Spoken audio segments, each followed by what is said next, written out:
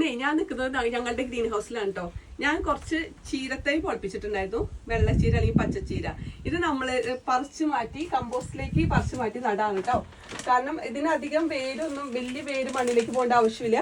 അപ്പോൾ നമുക്ക് കമ്പോസ്റ്റ് ഇടയിൽ വേഗം വിളവെടുക്കാം, 1 മാസം കൊണ്ടൊക്കെ വിളവെടുക്കാം. ഇതിപ്പോൾ ഞാൻ ഇതിങ്ങനെ കട്ട് ചെയ്തിട്ട് കുറച്ച് വെള്ളം ഒഴിച്ച് വെച്ചെന്താടെ. അപ്പോൾ ആവശ്യത്തിന് നല്ല മോയ്സ്ചറൊക്കെ ഉണ്ട്, നല്ല നനവൊക്കെ ഉണ്ട്. ഈ തൈ നനച്ച് വെച്ച എന്താണ്. അപ്പോൾ നമുക്കിത് ഇങ്ങനെ പയ്യെ അടർത്തി എടുത്തിട്ട് ഇങ്ങനെ വെച്ചു കൊടുക്കാം.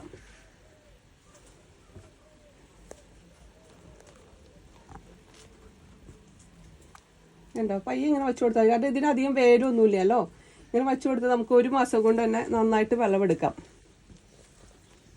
ഇനിയിപ്പോൾ ആർക്കെങ്കിലും ഇത് നടണമെങ്കിൽ, ഇപ്പോൾ ഇവിടെ ജൂൺ മാസമല്ലേ, ജൂൺ തുടങ്ങിയിട്ടുള്ളൂ. ആർക്കെങ്കിലും നടണമെങ്കിൽ ഇപ്പം തന്നെ ചീരയുടെ വിത്ത് വാങ്ങിയിട്ട് ഇവിടെ ആമസോണിലും ഇബേയിലൊക്കെ കിട്ടും, നട്ട് പിടിപ്പിക്കാവുന്നതാണ് കേട്ടോ. ഒരു 2 ആഴ്ച കൊണ്ട് തന്നെ ചീര ഇത്രയും വലുതായി കിട്ടും, ചീരയുടെ വിത്ത്. പിന്നെ നമ്മൾ കമ്പോസ്റ്റിലേക്ക് നട്ടാൽ മതി. അപ്പം എല്ലാവരും ഒന്ന് ഈ രീതി ഒന്ന് ചെയ്ത് നോക്കട്ടോ. ഇത് വലുതായി കഴിയുമ്പോൾ ഒന്നുകൂടി അടുത്ത വീഡിയോ ഇടാം കേട്ടോ. ഇതിൻ്റെ എങ്ങനെയാണ് ഇത് മുളച്ച് വന്ന് തൈയൊക്കെ വലുതായി നമുക്ക് വിളവെടുപ്പ് വരുമ്പോൾ വീണ്ടും അടുത്ത വീഡിയോ പിടിക്കാം.